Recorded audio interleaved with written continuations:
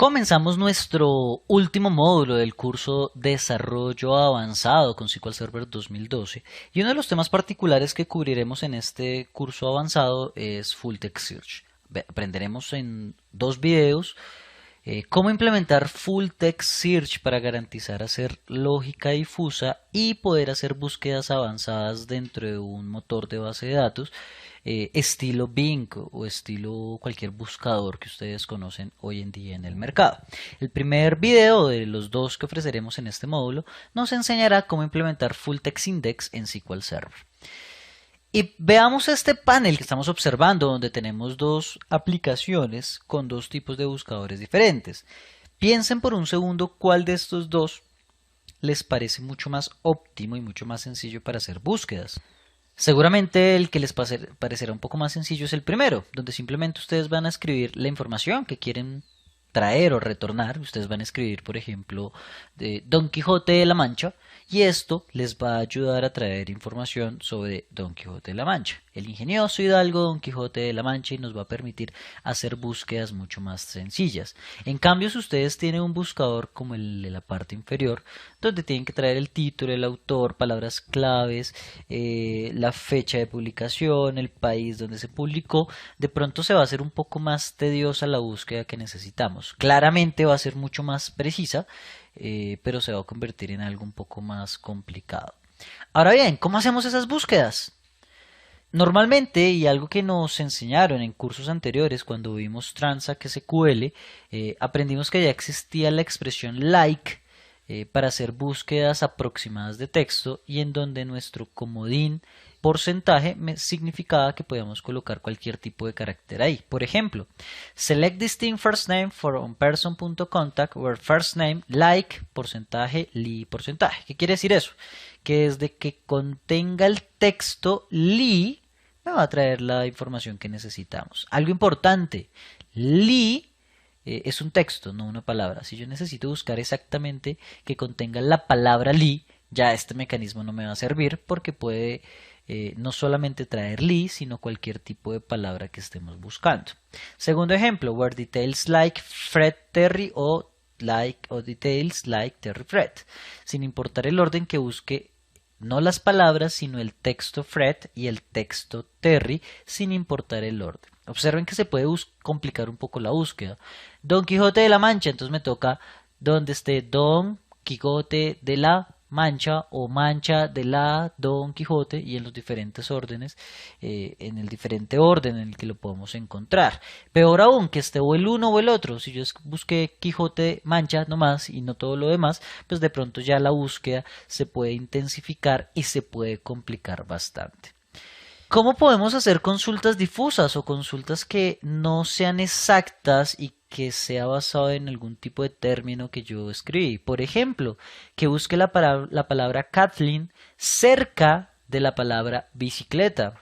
Que busque la palabra client cuando en realidad mi término de búsqueda fue customer, que son sinónimos en realidad. Que busque las palabras driving o drove cuando yo en realidad escribí drive. O que busque palabras relativas, por ejemplo, a intentos por mejorar la eficiencia de la energía solar. Y con energía mal escrito, observen que energía tiene una Y, pero aún así que busque textos aproximados y me diga, oiga, seguramente usted quiso decir no energía, sino energía. Entonces, esto que les estoy comentando, un like no nos va a ayudar o no nos va a permitir hacer una búsqueda muy sencilla, y aún más cuando el like es bastante complejo y bastante pesado al momento de hacer consultas al motor de base de datos. Así pues, aparece la implementación de índices full text. ¿Listo? En donde vamos a hacer una pequeña demostración para entender un poco qué es lo que queremos hacer. Y lo que voy a hacer es ubicarme en AdventureWorks 2008 R2 y sobre esta base de datos empezar a crear un catálogo de texto completo.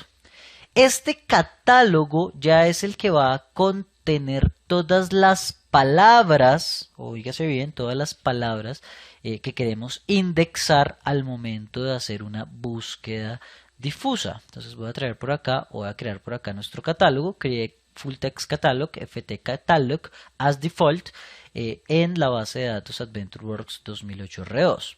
Y sobre ese catálogo particularmente voy a empezar a indexar en la tabla person.person, ¿cierto?